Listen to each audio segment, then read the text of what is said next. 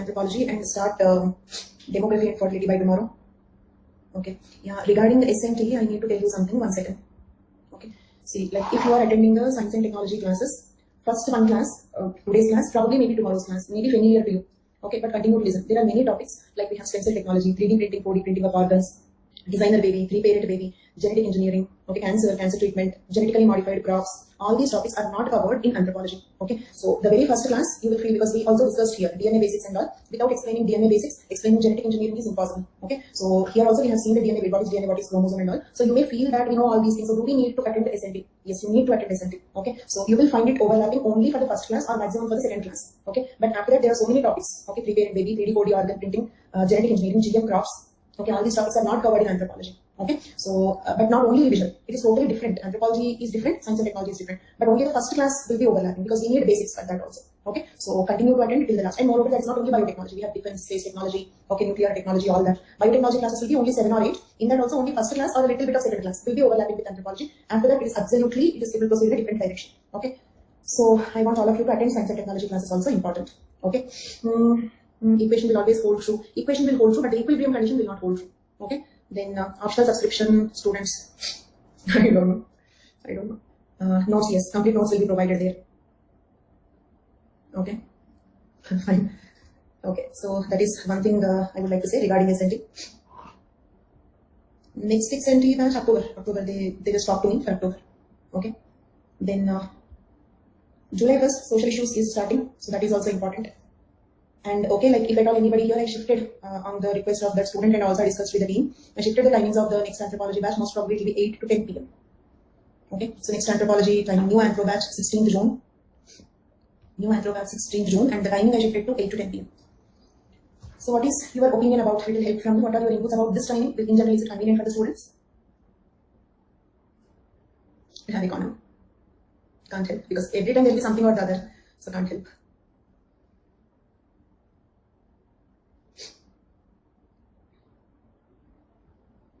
Okay, let us see. 10 to 12. I should not sleep or what? Fine. Okay. Fine, let us see. I will consider all these things and final time will be disclosed only when the course is launched. Okay, morning 10 to 12. Let us see. Fine. So we were discussing cognitive anthropology and we were discussing about Harold Conklin. Okay, so we have seen, okay, date is fixed. Date is 16th. We are discussing about the timing. We're discussing about the timing because I want it to be suitable for most of the students. But knowing that is impossible because each timing is convenient only for some people. Okay. Let us see. I will do a little more research on that. Okay, what important courses you have and all that. Fine. Let me do that. Fine. Okay, now coming to cognitive anthropology. So cognitive anthropology is about, to start with a few questions first of all, as we always do. Okay. So a few questions. Cognitive anthropology is similar to one more theory. What is that? Cognitive anthropology is similar to one more theory. What is that? Others? Relativism is not a theory, that's an approach. And on the theories in neuroscience, it is similar to something. Structuralism. Are these two idealist theories or materialist theories? Structuralism and cognitive theory, are they both idealist or materialist theories? Idealist theories. Okay. And let us omit the word mentalist, that is only from the criticism. Idealist theories, very good. Then if they both are similar, there must be some difference. Otherwise, they won't separately give a theory called cognitive theory. We would have considered these thinkers also under structuralism. So this is given as a separate theory, means definitely there must be some differences also. Okay, so let us see the difference between structuralism, okay, and cognitive. Structuralism and cognitive theory. Okay, let us see the difference between these two. Structuralism is based on psychic unity of mankind, isn't it? Psychic unity of mankind. Psychic unity of mankind means what? All humans' thought process is similar. All humans' thought process is similar, right? But cognitive anthropology is not like that. According to cognitive anthropology, the cognitive processes are culture specific. The cognitive processes are culture specific. Okay. One example for cognitive process is perception. Okay. The way we perceive the things is different from the way the other culture perceives, the people of the other culture perceives. Is the first difference clear for all of you? Is the first difference clear? So this is one primary difference, right? Okay. Then one more difference is, here there is a concept of binary opposition. But here, okay, in general, categorization means need not be only 2 categories. Okay. Need not be only 2 categories. Can be 10 categories. Okay. Okay. Like Schneider. Yes, like Schneider. So need not be only two categories, and they need not be opposite also. It's not binary opposition. But yes, human mind will categorize the things. Are both the differences clear? If you want, note it down. Such points will not be there in the books, not even in the form of a table, not even in the notes. Fine. These are two differences. Then what is similarity? Similarity is first one, brain or mind will categorize. Brain or mind will categorize the things around. Isn't it? Mind will categorize the things around. So this is a similarity. Okay. So categorization is one similarity, and who will categorize? The human mind, the thought process. Both are the theories about thought process. So these two are idealist theories. Neo-evolutionism, Leslie White, Gordon Childe. Okay. Then Marshall Sahlins, Elman Service, Julian Stewart, Marvin Harris. All these are, what is common in all these thinkers? Julian Stewart, Leslie White, Gordon Childe, Marshall Sahlins, Elman Service, Marvin Harris. All these are materialist. Neo-evolution is okay, but they are most importantly because Marvin Harris is not a neo-evolutionist. Okay. So Priyadarshini, I included Marvin Harris also. In that case, neo-evolutionist is not correct. Materialist is correct. Is it clear, Priyadarshini? Fine. Then there is one theory which is neither idealist nor materialist. Can you tell me that? Symbolic and interpretive. Okay. But not only that, evolutionism, diffusionism also cannot be categorized into idealist and materialist. Agree? We cannot put them into one of the two categories. Okay. Same way, postmodernism also we cannot put it into any one of the categories. We cannot say that it is idealist or materialist. Evolutionism, diffusionism, postmodernism cannot be kept under one category. Okay, like idealist or materialist. Are you following? Then, for this, we were discussing the books of Harold Conklin. Okay, lexicographical treatment of folk taxonomies. The word taxonomy means classification, categorizing. So, lexicographical treatment of folk taxonomies, ethnogenealogical method, Hanunu color categories. These are three of his books.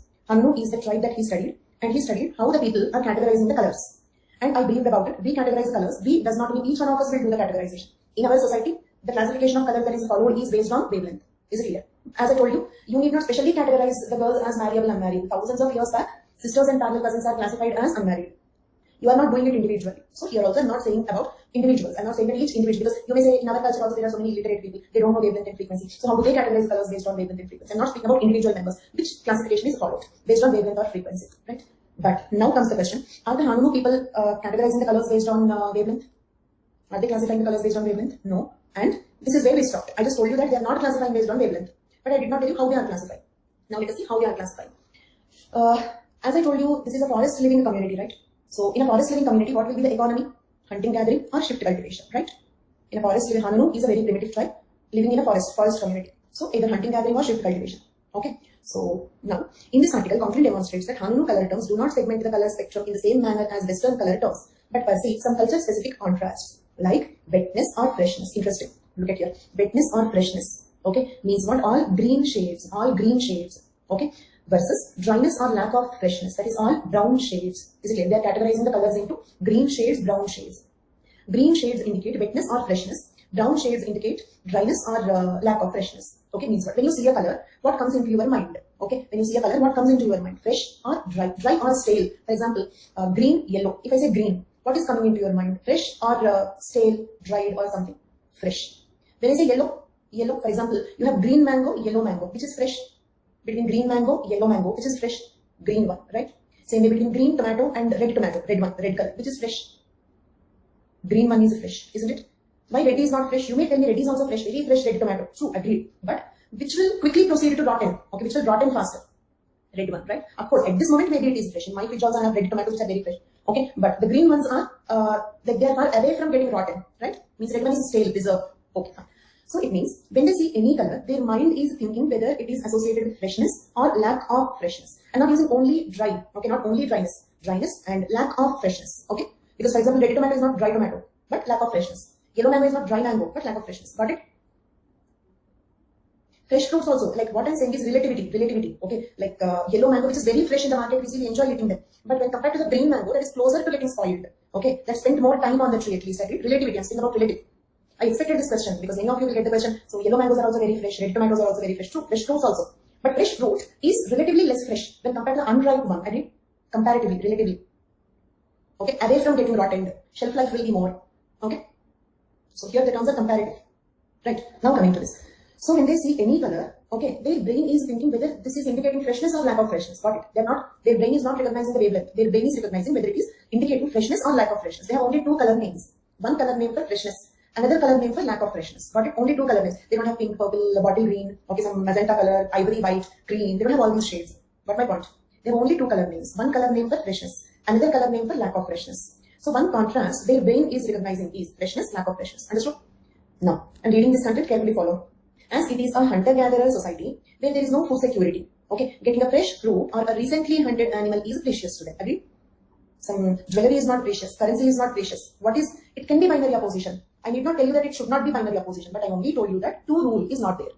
Okay, Anil Kumar is asking a very important question. Is it not binary opposition? Yes, it is. Yes, it is. Because their mind is recognizing them into only two categories and they are opposite categories. But in this compulsory, I told you, look at here, need not be only two. Understood?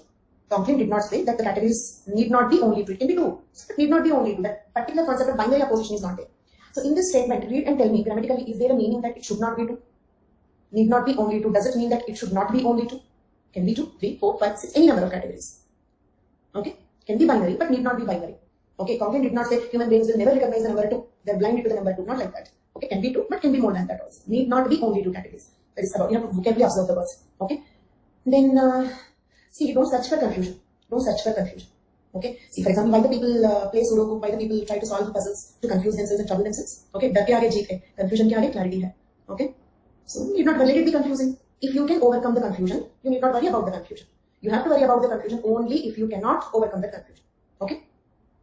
And don't search for confusion. Let it be there. Let it be there. No problem. They're overcoming it. That is what is needed. So if it is very easy, everybody will do. Okay? So it should be difficult, but you should be able to do it. So that is what is our requirement, right? Okay? So why can't we learn ABCDs here? They're very easy, right? They're very easy. Why can't we learn anthropology and read ABCDs? A for apple, B for boy. Why can't we do that? Okay? So, and then. Now, yeah, so freshness, lack of freshness. But now comes the question, why their brain is recognizing freshness, lack of freshness? Why not wavelength frequency? Because what is important for them? What is important for them is freshness, lack of freshness. For a hunter-gatherer community, okay, there is a frequent food shortage because there is no guarantee that they will get an animal. Okay, listen carefully. There is no guarantee that they will get an animal to hunt, or there is no guarantee that they will get a fruit or something. So what they do is, say for example, today if they get more fruits, they will dry them and preserve for the day when they do not get. Okay, or today when they hunt an animal, they dry the meat and preserve it. Understood? They dry the meat and preserve it to eat on the day when they do not get the animal for hunting. Clear for all of you? So, they are happy the day when they get the fresh food to eat. And they are unhappy, okay, means luxury, when they get a freshly hunted animal or freshly gathered fruits or vegetables. Unhappy when they had to eat the dried and stored food, okay? Unhappy when they had to eat the dried and preserved food, okay? So, their brain is recognizing this particular contrast in the colors. As it is hunter-gatherer society where there is no food security, getting a fresh fruit or a recently hunted animal is precious to them. Their ecology and culture made their minds perceive this contrast when they see any color. Their ecology, their economy, and their culture made their mind, their culture tuned their mind in such a way that their mind will perceive this contrast when they see any color. Thus, they classify colors into Marara. These are their 2 color names, okay? In their language, in Hanunu language, okay? Marara means relative presence of red-brown. You may ask me how brown indicates freshness. So I kept this image. When you look at this, what is striking to your mind? Fresh? Are you feeling fresh? Or is it that dried brown? So here when I said brown, this is related to this particular brown. Okay. So like freshness strikes in our mind, right? When we look at this brown color, freshness strikes in our mind. Okay. So relative presence of red brown. I'm speaking about this particular brown. Okay. Then maroon, red, orange, yellow and their shades indicate relative dryness. And okay, this brown is, you know that brown leaves which are dried? So that brown. Then Malatui is relative presence of green, that is light green, mixture of green and yellow, light brown. Can I say this is related to the mixture of green and yellow or light brown? Okay, this brown is different. That is yellow leaves, dried leaves brown. Okay. And their shades, all their shades, they all indicate wetness or relative freshness. Okay. So these are the 2 colors. Marara is not a single color. According to them, it is a single color. But according to us, it is not a single color. It can be some 100 colors, all of which make the brain strike. Okay, all of which strikes freshness. Malatui can be, dryness. Marara can be 100 colors, but all of them, okay, strikes dryness or lack of freshness. Got it? For us, it can be 100 colors, but for them, their brain is recognizing them as a single color. Okay, Marara, dryness or lack of freshness. Okay, then Malatui. Okay, for them it is 1 color, but for us it can be some 100 colors or 1000 shades, all of which strikes wetness or freshness. It is, if you see the color, if you feel fresh, then it is called Malatui. If you see that color, if you feel, for example, when I see this, freshness is striking in my mind, so this is called as Malatui. Did you understand? Clear for all of you? Any color, any shade. If I see that, if I feel fresh, when I see this color, I'm feeling fresh. Ma for the color word. Okay, color green, color red, like that. That is their word for. That is their word for these colors. Okay. And No, it is given in the brackets because it's color red, color brown, something like that. The mark is about for color. Which color it is given separately. Okay. And this is not that bracket which I keep to explain the name. So the color name itself is like that. Got it? So I repeat for one last time. Okay. Any color, when you see if you feel fresh, then it is called as malati. Any color, any shade, when you see if you do not feel fresh, okay, stored, stale, dried, feeling you are getting, then it is called as marara. Got it? Now, two questions. First question, why their brain is recognizing this particular contrast of freshness or lack of freshness? Why their mind is recognizing this particular contrast of freshness and lack of freshness?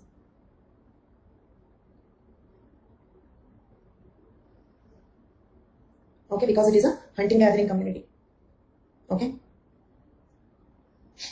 Fine. Categorized 2 only like hunting and as it is categorized. No, 2 number has nothing to do with hunting gathering. Okay. That 2 is freshness, lack of freshness. That is because it is hunting and gathering. For example, if that 2 is diamond jewelry and platinum jewelry, so is that because they are hunting gathering?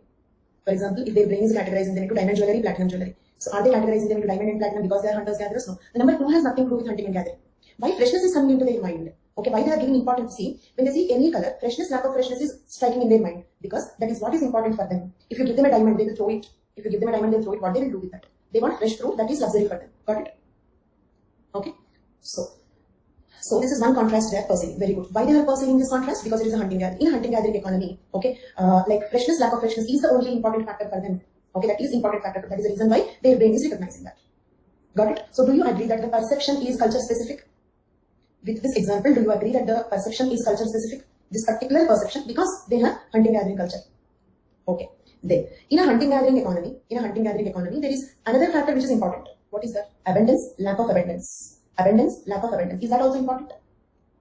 In a hunting gathering economy, abundance, lack of abundance. Okay. Lack of abundance is scarcity.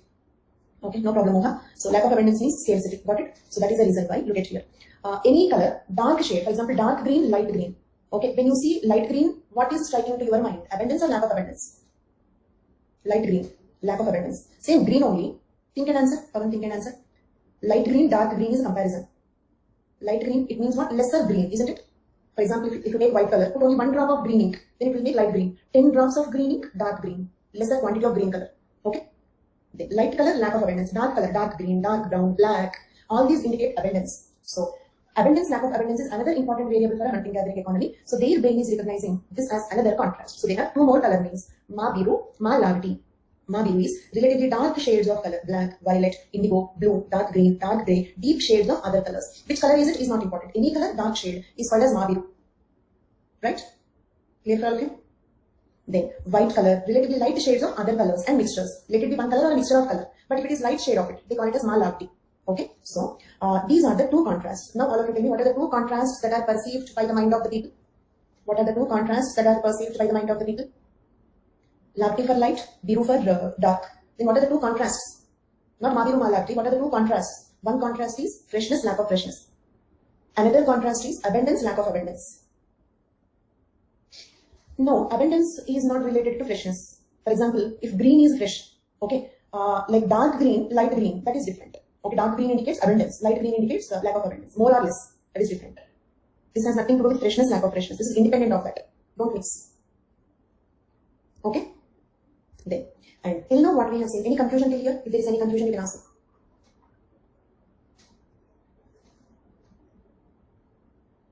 Okay?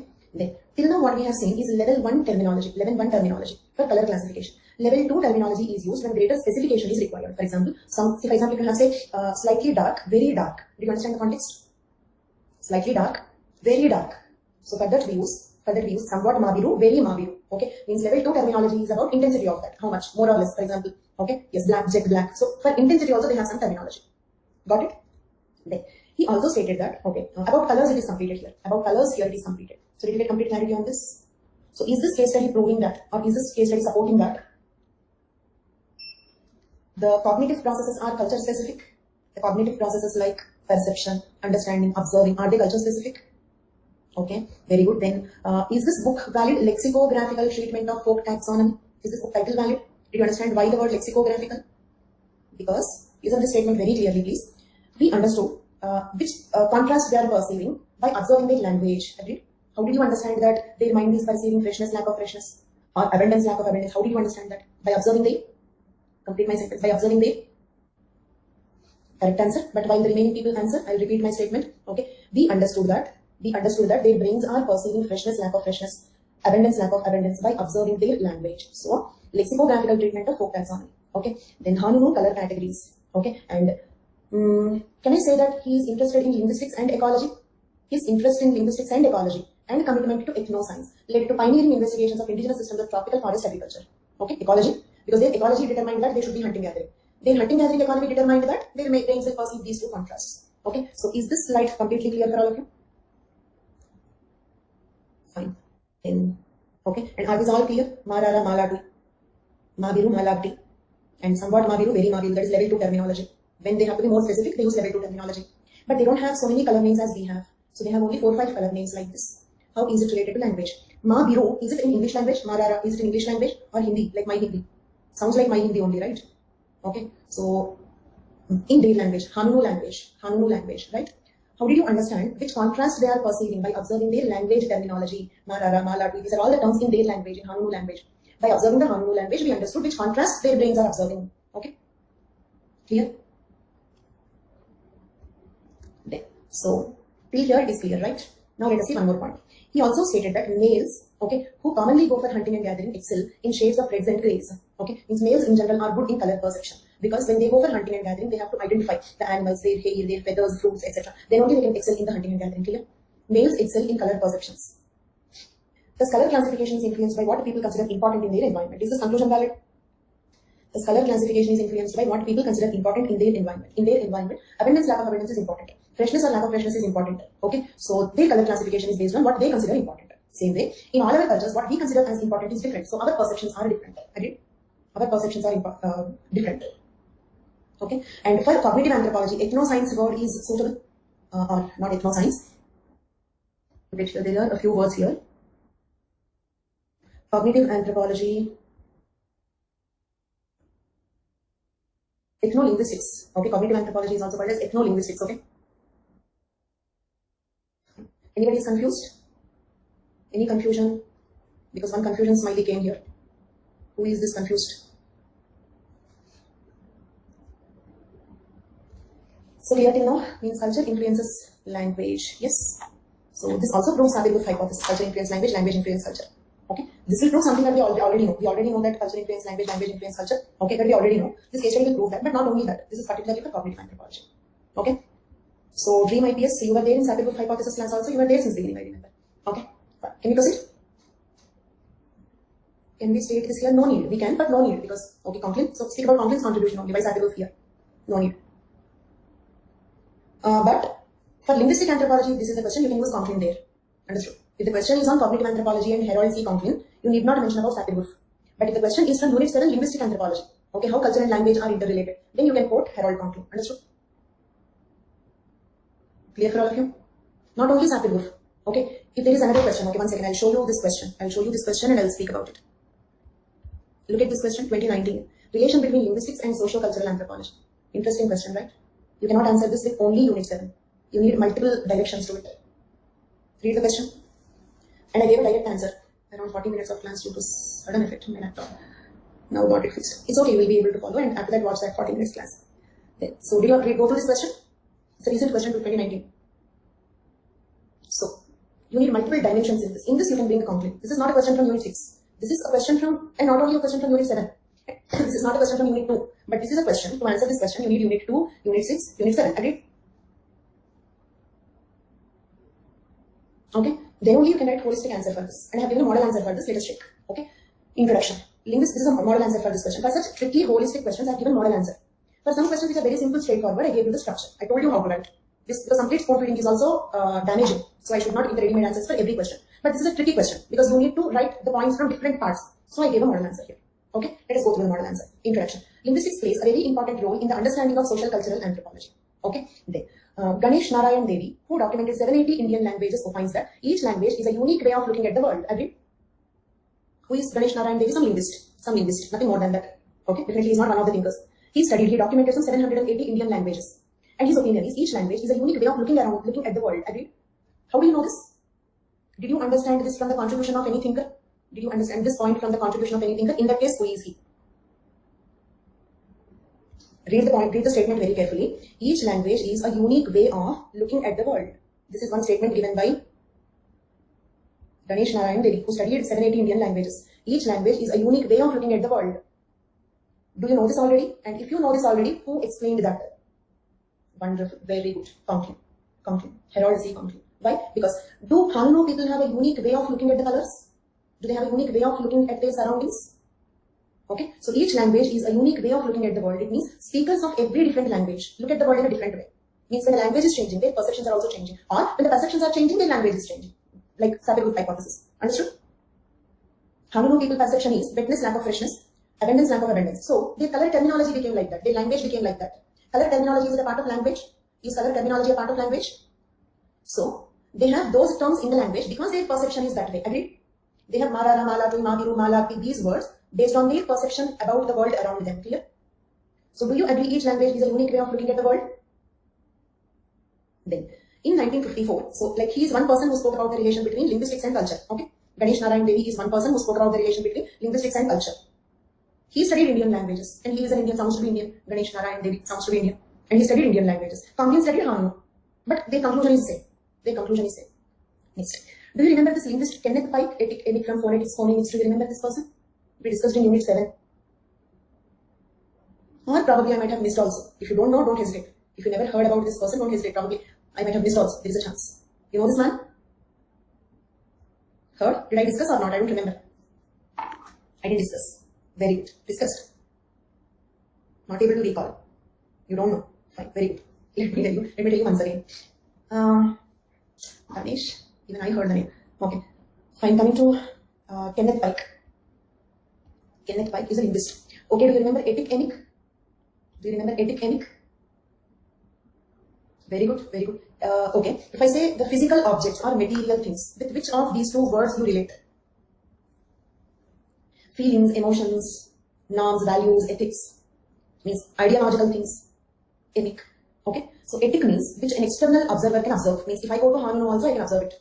Enic are those things if I go to Hanuno I cannot observe them. Only natives can observe them. External observer cannot observe. So they are called enic components.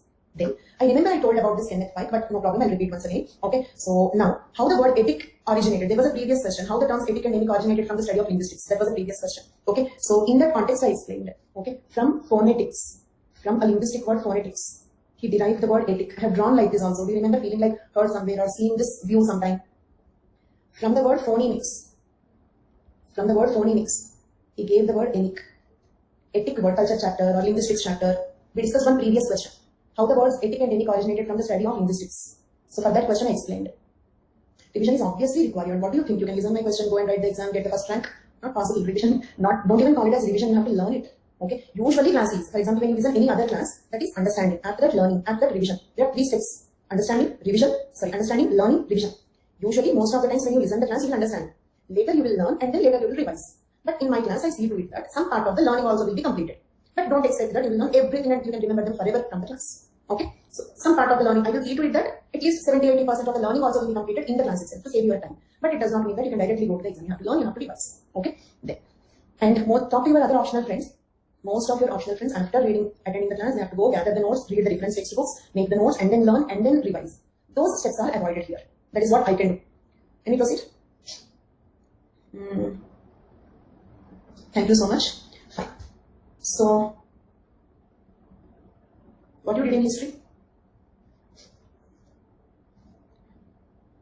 Fine. So, the word epic was derived from a linguistics term. Usually that is the procedure. Okay, like ask for any optional students. People spend more than 1 year only on optional preparation. Listen the class, then refer the reference textbooks, make the notes, then learn it. Okay, then revise it, then collect previous questions. Then, but all those 6-7 steps are avoided here. Be happy for that, but don't keep over expectations. You have to read. Okay, fine. So, etic word was derived from a linguistic term called phonetics. Enic word was derived from a linguistic term called phonemics. Got it? Phonetics means what? Like A, B, C, D, E, F, G. Phonemics means what? Do you remember what is a phoneme? For example, in a word bat, B is one phoneme, A is another phoneme, T is another phoneme, right? Same way if I write knight, K-N-I-G-H-T. Okay, what is the phoneme of K here? What is the phoneme of K here? Silent, no phoneme. It's not making any sound. Okay, but can an external observer understand it? No, only the native can understand it. External observer cannot observe this. External observer may read it as night. Then you may ask me why we are reading it as, why we are able to read it as night? Because English became, okay, more than our own language these days. Okay, I know many people who cannot speak native language, but speak English more fluently than their native language, than their mother tongue. Okay, because we are so much westernized these days. So we are able to recognize it. But in general, external observer cannot recognize it. Only the native can recognize it. Therefore, emic word originated from phonemes. Clear? And phonetics originated from phonetics. Etic word originated from phonetics. Do you remember that previous question? It is feeling like heard somewhere. The word phonetic and phonemics, etic and emic word originated from linguistic studies, something like that. There was a question. I think in Unit 7, previous questions we discussed that. So this also I kept here because this question is about relation between. Explain that you are asking me or reminding that question. It's how the difference between etic and okay, I'll remind you the exact question. How the difference between etic and emic emerged from the linguistic studies. This was a question we discussed in Unit 7. Okay. Okay. So in 1954, a linguist Kenneth Pike coined the term etic, that is outsider approach, and emic, that is insider approach. The two approaches to studying human culture. Emic and etic are derived from the linguistic terms phonemic and phonetic respectively. Is this clear? But why we wrote about Kenneth Pike here? Because the question is about relation between linguistics and socio-cultural anthropology. Understood the meaning of the question? And can I proceed? Then, the terms were also championed by anthropologist Marvin Harris. Do you remember Marvin Harris also used etic emic words? Okay, and Marvin Harris used etic approach or emic approach? Marvin Harris used emic approach or etic approach?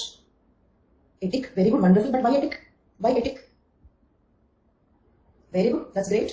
Because he is a cultural materialist, because he is a materialist thinker. Then, according to structuralist Levi-Strauss, like phonemes in language, kinship terms are elements of meaning. They acquire meaning only if they are integrated into kinship systems. Like words in language, kinship relations are symbolic. Do you remember the statement we studied in structuralism?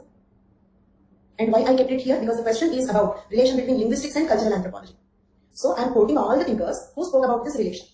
And we have to speak about Sapir-Whorf also, isn't it? From various chapters, I am listing all the thinkers who spoke about the relation between linguistics and socio-cultural anthropology. Okay, so Ganesh Narayan Devi, Kenneth Pike, and then Marvin Harris, who used etic approach, then Levi-Strauss, structural linguistics. Do you remember Levi-Strauss contributions in structural linguistics? In the Levi-Strauss contributions, that was the first contribution. After that, I have given this one. Clear till now? Next. Should we also mention Harold Conklin? Harold Conklin, who did linguistic fieldwork in Honolulu, Philippines. He demonstrated that Honolulu color terms do not segment the color spectrum based on wavelength, but based on freshness, dryness, abundance, scarcity. Agreed? So Conklin is also a thinker who established the relation between culture and language. Clear? Conklin is one more thinker who established the relation between culture and language. Okay. His important work, lexicographical treatment of folk taxonomies, is also based on linguistic fieldwork. Another important cognitive thinker, Stephen A. Tyler, we still did not discuss, we are going to discuss about him, also gave importance to linguistics in his study of culture. Okay, and do one thing I forgot, but you add Sapir-Whorf hypothesis here. Why should we add Sapir-Whorf hypothesis? Because the question is about linguistics, okay, and socio-cultural anthropology relation. Got it? So from various chapters, we are listing out the thinkers who all spoke about the relation between linguistics and socio-cultural anthropology. Levi-Strauss studied about structural linguistics, and Harold Conklin wrote a book called Lexicographical Treatment of Folk Taxonomy. This is Ganesh Narayan Devi's statement.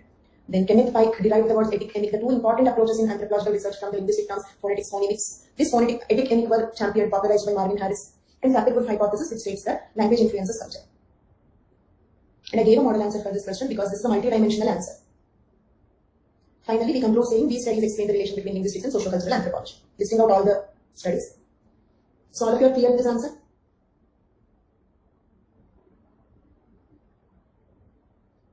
You can write in your own words, and you should also. Ready-made answers are damaging. So as far as you can write in your own terms, you have to write in your own terms. But see, there are a few things. This is a quotation, we are quoting. Okay, each language is a unique way of looking at the world. This is a quotation. This should be in his terms, or at least the meaning should not change. The problem when we write in our own words is, we don't know that, but the meaning will change. In that, we should be very careful. Our sentence may give a different meaning. Earlier you said it's a word play, right? So if you write in your own words, in fact, quotations also you can write in your own words. But very careful that the meaning should not change. Okay? So here, either as it is, write this statement, or if you write in your own sentences, you do not remember this exact sentence, should you leave the question and come just because you don't remember this sentence? No, you have to write. Then you have to be careful about the word play. Okay? Carefully use the words, carefully form the sentences. Okay? So, now. So with this we completed the contributions of Conklin, Harold Conklin. Clear? Can I proceed to the second thinker? Who is the second thinker in cognitive anthropology? The other thinker in cognitive anthropology, Tyler. Stephen A. Tyler. Tyler. And in classical evolutionism, okay, he is E.B. Tyler. He is Stephen A. Tyler. Okay. Here I have to read it sentence by sentence and explain them. Okay. So let us proceed. For anthropological research, the researchers are using a pseudo-meta language. Go through that sentence. What do you mean by pseudo-meta language? For example, if you do See, like in Conklin's contribution, we understood that Hanunu people are categorizing the colors into fresh, dry, abundant, scarcity, right? So if you ask them a question about some purple color or some shade we use the word, does it make any sense to them? Is it meaningful to them?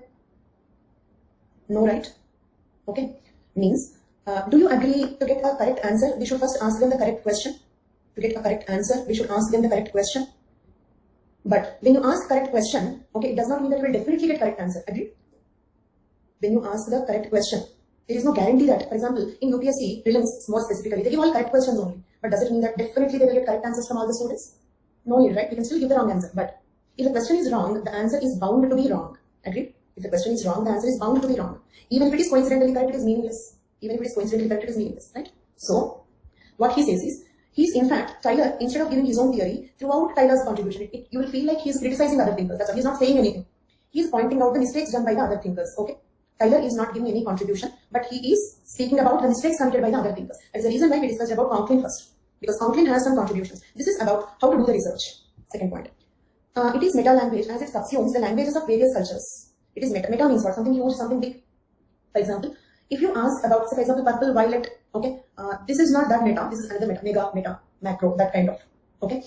So here, meta language, because it subsumes the languages of various cultures. For example, if let us suppose the color means purple, violet, okay, are these English words? You have other words in your language, isn't it? And do you really have, okay, let me ask you an interesting question. For purple, for the color purple, do you have a true translation in your language? Not all languages, right? And Baigani means brinjal color, but that is not true purple. That is not true purple. That is kind of violet purple, right? So okay, let me take this particular color. Okay, this particular color.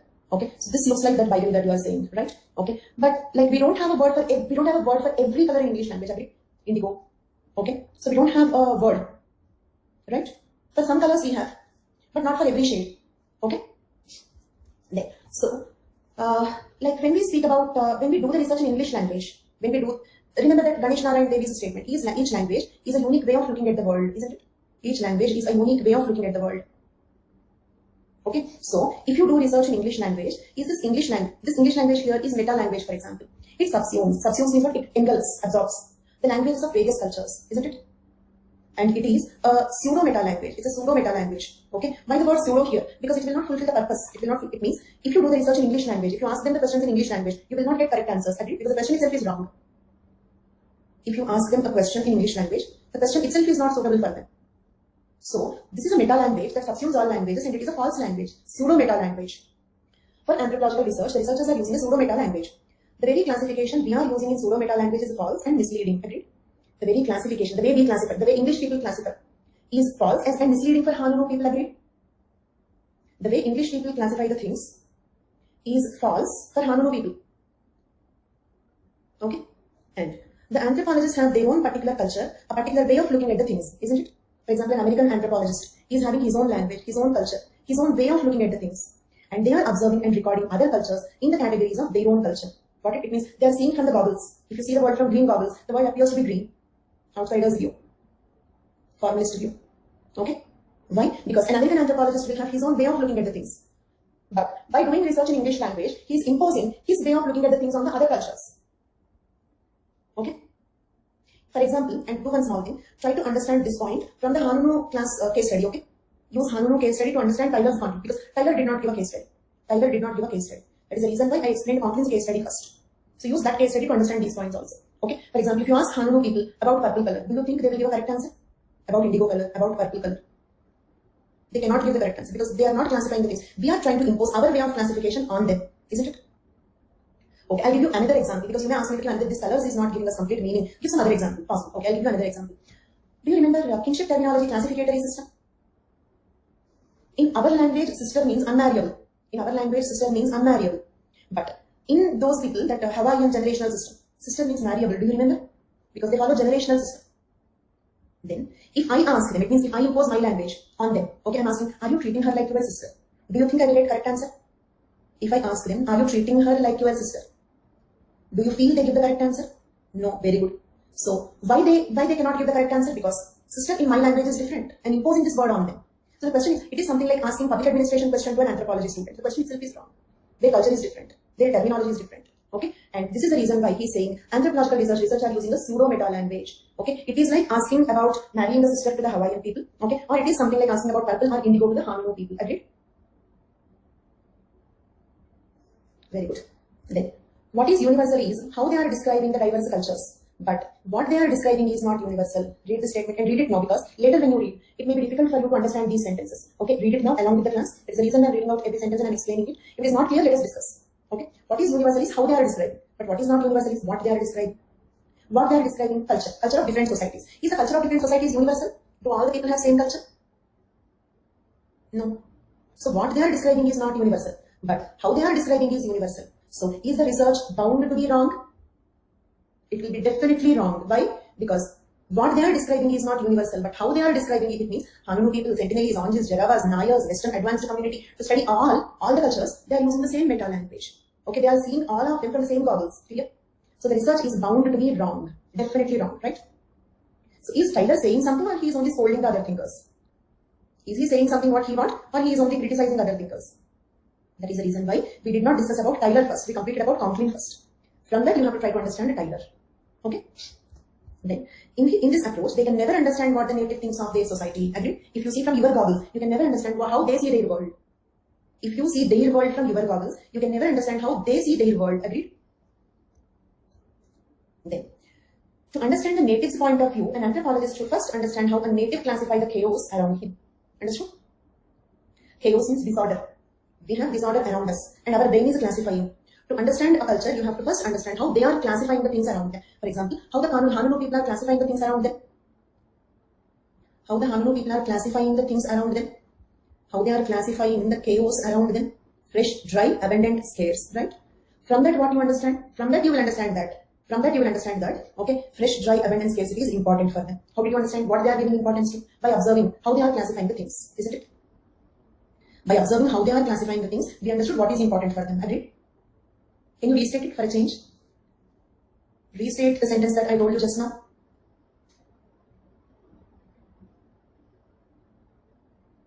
Even I forgot it. You try to restate the sentence.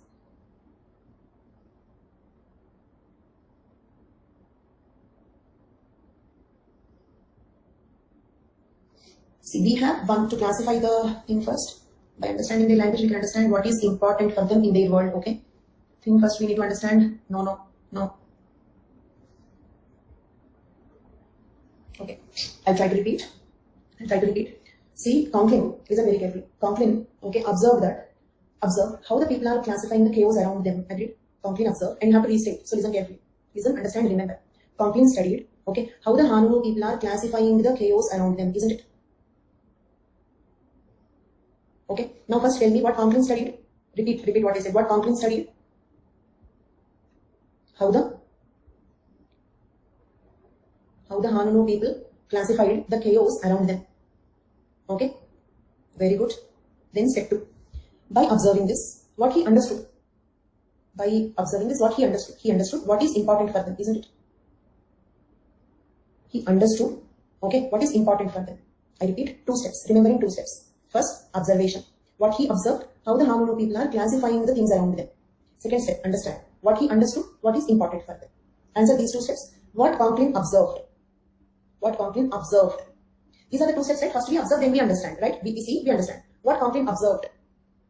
How the Hanunu people classified the chaos around them. Very good. What did he understand? What is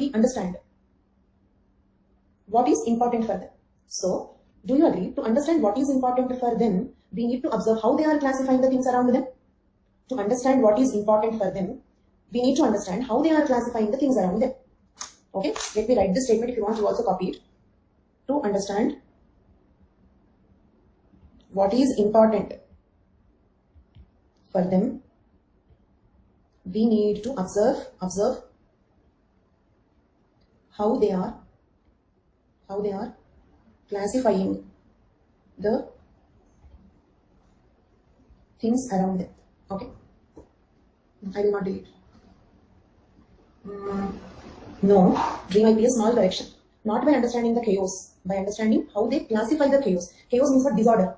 They are classifying this disorder. Okay, means all colors randomly distributed. They are classifying the randomly distributed colors into fresh, dry, abundant scales. Not by observing the chaos, by observing how they are classifying the chaos. Okay? How the Saurabh already again gave this point, how the Hanuman people classified the chaos around them. Second one, okay, Conklin understood what is important for them and how they are classifying the things around them. Yes, yes. So to understand from this, what we finally conclude is to understand what is important for them. See, for example, if I go to Sentinelist tribe, how do I understand what is important for them? I have to observe how they are classifying the things around them. Got it? How do I understand what is important for Britishers? Observe how the Britishers are classifying the things around them. So to understand what is important for the people of one particular culture, we need to observe how they are classifying the things. Clear till now? So, to understand the native's point of view, an anthropologist should first understand how a native classifies the chaos around him. Understood this statement now? And it is emic approach. Agreed? Is it emic approach or etic approach? Etic means outsider's view. Emic means insider's view. Conklin and Tyler, they are asking us to get closer to the insider's view. So it is emic approach as it deals with native point of view. We are studying how they are classifying. We are not imposing our way of classification on them. We are not imposing. Okay, Conklin is not imposing wavelength classification on Hanuman people, but discovering how the Hanuman people are classifying the colors. Okay, then, and it is cognitive approach as it tries to figure out what is going on inside the minds of the natives. Clear? It is emic because they are studying how they are classifying. They are not imposing how we are classifying. Then a cognitive anthropologist study begins with discovering the natives' way of finding order around him. Classification means what? Finding the order around them. Isn't it? Putting the things into an order. Isn't it? Tyler is supporting Harold. Yes, not like he is supporting him. They both said the same. But Conklin gave case study. Usually we understand better from case studies. So we are using Conklin's case study here also. Because Tyler did not give a case study. He was busy scolding the other thinkers. Okay? So we are using Conklin's case study here. This is theory, that is practical. Okay? So it's not like Tyler supporting Conklin or Conklin supporting Tyler. They both said the same. But Conklin gave case study. He explained through case study. He is literally criticizing. Then there are two ways of bringing order out of apparent chaos. For example, first understand the word chaos. Chaos means disorder. Actually, what we have in the world is disorder, isn't it? What is bringing order? Our mind. The same thing we studied in structuralism also, Levi-Strauss structuralism also. And one more thing, at the end of the class, if you feel a little confusion is left over, I will say Stephen A. Tyler's contribution is the most difficult in all the theories. In my opinion, most difficult to understand. Remaining all I rate as easy. This one I rate as difficult. So after the class, read it. You will understand and slowly explain, pause, sentence by sentence and explain. You will understand. After the class, read it once. If there is some confusion, ask me tomorrow, I'll tell you. Okay, no problem. There is no hurry. Okay, and you know there are people who spend 2-3 years also on optional. Did you hear this? I know one student. Okay, he first took sociology optional coaching in Hyderabad. Done. Over. Then he felt that Hyderabad teacher is not good, so he took sociology coaching in Delhi. 2 times over. Then at that time it was 2 optionals. His second optional was Telugu literature. For that he took coaching from a person in Hyderabad. Then he realized that Telugu literature is not suitable for him. This time teacher is not wrong. He felt he himself is wrong. Then he changed the second optional to public administration. Then again he took public administration coaching in Hyderabad. He felt it is not up to the mark. Then again he went to Delhi for public administration optional. Finally, okay, he paid optional fees 5 times. He paid the optional fees 5 times. Okay, this is in fact an older example when there were two optionals. I quoted this example because this is an extreme example. Paying optional fees 5 times is an extreme example, but there are many finally not selected. Unfortunately, no. Okay, no, unfortunately. After so much chaos, do you feel he will get selected? People should have some clarity. Okay, then in fact, I told him at that time, don't choose Telugu literature because for Telugu literature you need strong foundations. You should be very good in Telugu language, and to write sociology optional, you should be good in English language. Getting command in 2 languages at a time is not possible, so don't choose Telugu literature optional. I told him, but he didn't listen. Okay, so 2 options was not difficult. In fact, easy than these many GS papers. That was easier pattern. Okay, because you just have to prepare one subject. Definitely 2 optional pattern was easier. That's the reason why they are changing it. Okay, leave it. But these days, many students, okay, they say, ma'am, like I gave my 3 attempts with 1 optional, okay, but my scores are not improving. This is my last attempt, so I want to shift to anthropology. Okay, but I'm not saying this will happen only with anthropology. There can be a few people who may change anthropology to another optional also. So there are people who spend, okay, around 2 years only on optional coaching. I know hundreds of such people. So on cognitive anthropology, if you have to spend 2 days, no problem, no problem. Don't come to the conclusion that it is difficult. It's okay. It's okay. Finally, you should understand. Okay, and I will explain till you understand. Okay, then. So can you proceed? So there are 2 ways of bringing order out of apparent chaos. One is imposing a pre-existing order on it. Okay, imposing a pre-existing order on it. What, for example, let us suppose trying to classify Hanunu colors into based on wavelengths. For that, which is suitable, A or B? Which one you will say for that? Trying to categorize Hanunu colors into wavelength, A or B? Observe and tell me. Trying to classify Hanunu colors into wavelength, A or B? Is it not imposing a pre-existing order on them? It is A. What is the pre-existing order? The pre-existing order that we have, wavelength is a pre-existing order. Some order that we know. So we are trying to impose what we know on them, isn't it? If you try to impose what we know on them, that is like imposing the pre-existing order. Okay? Agreed? And now another question. What Conklin did, A or B? What Conklin did, A or B? Very good. And I'm trying to, okay, I will repeat. Very good. Okay. So there are two ways of bringing order out of apparent chaos. There is like what we have around the world is chaos. The world is not arranged in a pattern, right? For example, when you go out, are the girls standing in two queues, marriable girls a queue, unmarriable girls a queue? Is it like that? Or all green colors in one box and all red colors in another box? No, right? So we have chaos around us. Our brain is categorizing. Till there it is clear. Then our human brain is bringing the order. Okay, disorder around us and human brain is bringing the order. There are two ways of bringing the order. One is impose a pre-existing order on that. Second one, discover underlying order in it. Discover the underlying order in it. It means discover how they are ordering it. Okay, or impose your way of ordering on them. Okay, then. So now tell me, I think Avnisha asked me to repeat. Now tell me, Conklin and Tyler. Okay, don't ask me who is the entity. Conklin, Tyler. Okay, what they are doing or what they are asking the other thinkers to do. Are they asking the other thinkers to impose their order on them or discover the underlying order there? B. Very good. Conklin discovered the underlying order there. What is that underlying order? Fresh, dry, abundant, scare. Okay. Notes, this one you have to download. Okay. So Conklin did not try to impose. Conklin is, I don't remember his nationality. American. Okay. American anthropologist, right? Did Conklin try to impose English way of classifying the colors on Hanunu, or he discovered Hanunu way of classifying it? And okay. And Tyler and Conklin are criticizing that other thinkers, all the thinkers that we have been discussing till now, they are trying to impose English language on them. Did you understand? Okay. So they are imposing the pre-existing order on them. American way of classifying. But not discovering the Hanunu way of classifying. That is the mistake. Got it now? Difficult to explain also. If you are getting bored, please understand it is becoming difficult for me also to explain. Okay? And I am not giving up, so you please don't give up. Okay? Confusion ke aage clarity hai. Okay? So can we proceed? Malinowski totally earned. First point, criticism need not be correct. Second point, criticism need not be equally applicable to everybody. If Malinowski is getting closer to the native viewpoint, then Conklin will be happy with Malinowski. Okay? So whenever there is a criticism, first thing, criticism may be wrong. Maybe Conklin is wrong. Maybe other thinkers are correct. Second point, maybe Conklin is not equally angry on all thinkers. Maybe Conklin is not equally angry on all the thinkers. So Malinowski, of course, he got closer to the native viewpoint. Okay?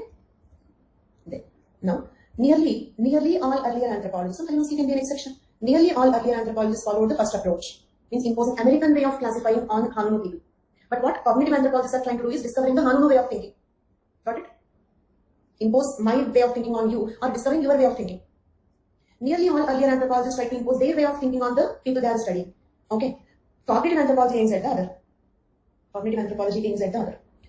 Tyler believes that language is the key to the cognitive structures of the mind. Isn't it? Language is the key to the mind. Can we really read the mind? Can we see the mind? Can we see the thoughts? So how do we understand their thoughts? By observing their language. So language is the key to understand their mind. Understood? Language is the key to understand their mind. As language is not simply a tool of communication, but it is a way of perceiving, it's a way of thinking. Agreed? We need to understand their mind, but how to understand their mind? By observing their language. Why? Because language is a way of perceiving, it's a way of thinking. Every language is a different way of thinking. Okay? Every language is a different way of thinking. So the people of different, in general also you can observe, the people of different languages think differently. Their thought process is different. Odia people, Telugu people, Hindi people, English people, their way of thinking is different. Okay? Fine. Now, I don't want to trouble you more than this today. Okay, I'll stop this here itself. Okay? First rule, don't think that you got confused. It's okay. Confusion is okay. Overcome it. No problem. Okay? Second thing, read it again. Once you read it again, try to get some clarity. Two homeworks. One is read it again. Read cognitive anthropology again. And also read that question which I was mentioning. This one, 15th question. Read these two. If you have any doubts, ask me. I will take the doubts first. And then I will continue with the leftover portion. Postmodernism is very simple. Don't worry. In 15-20 minutes, you'll understand. Postmodernism is very simple. And this cognitive anthropology is the only theory I really mark it as difficult. Particularly this Tyler is difficult to understand. Okay? No. Paper 2. Thinkers means we have Indian anthropologists, but that is not like this. You just have to know their biography, born in that place, study about them. They're not theories. You have some biographical details about in Unit 4. Indian anthropologists we have, but that is not like theories. Paper 1 is easy. Paper 2 is difficult. In paper 1, why reason is, let me tell you. In paper 1, my role is more. In paper 2, your role is more. Because that is more mostly of reading, learning.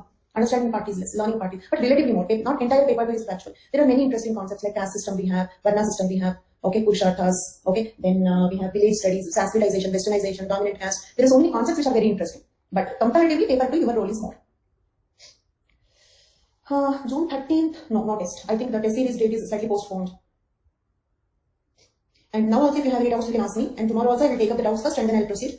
Tomorrow we will be completing theories and we may also start unit 11, that is physical anthropology. No, we have to complete unit 10. In unit 10, a small portion is not completed. That we will complete first. Okay? So tomorrow we'll complete theories and start unit 10. Continue unit 10, I mean. Fine, that's all for today's class. Thank you so much. Take care. Bye-bye.